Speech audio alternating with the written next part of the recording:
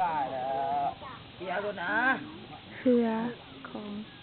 การแข่งขันประสาทกับไปแข่งขันมืออื่นหาก็เฮ็ดพิธีจังสันกระเจ้าเดี๋ยวนี้กระเจ้าสิเอาเรือไปบอลแข่งขันใช้เวลา2 ชั่วโมงจะไปถึงบอลแข่งขันมืออื่น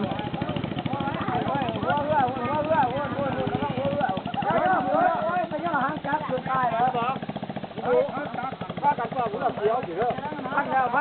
ดาวหันนี่บอก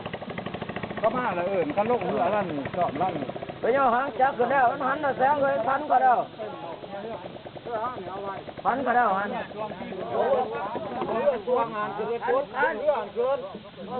โอ้ย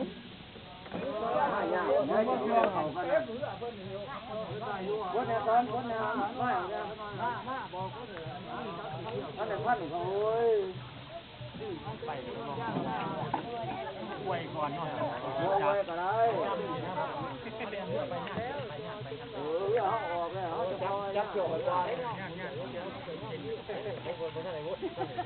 เอาไว้ละเอาก่อนเอาไว้ละจ้าเอาไว้ก่อนแล้วก็น่าลูกใส่หมวกใส่เนี่ยโอ้ยน่าเล็กน้อยประชาชนสั่งลาอวยพรให้เจ้าได้เป็นชิงแชมป์ชิง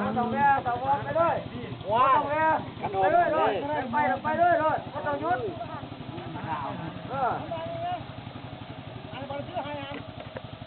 น้ำได้คัดไว้เลยคัดไว้เลยไว้นั่งด้วยไว้เลยไว้มันเอาพวกอันนี้ไว้ไม่ได้เคลื่อนเยอะมันถูกแห้งอัน2 ชั่วโมง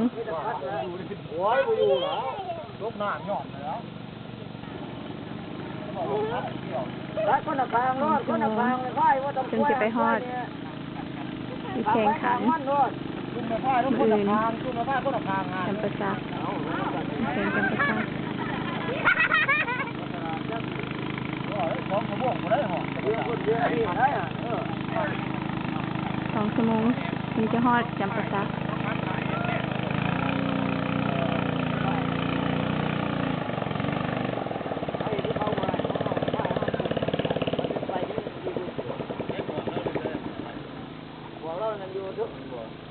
เอาหมวกกันเพื่อนนะผมก็นายยังเพื่อนหานคือคนมัวไปแล้วขอให้ได้เป็นแชมเปี้ยน4 ปีต้องไงแล้วเนี่ยเอาไปทำเขาจะเอาไปก็ไม่ได้ไปเลยร้อนหน่อยเลยให้เราไป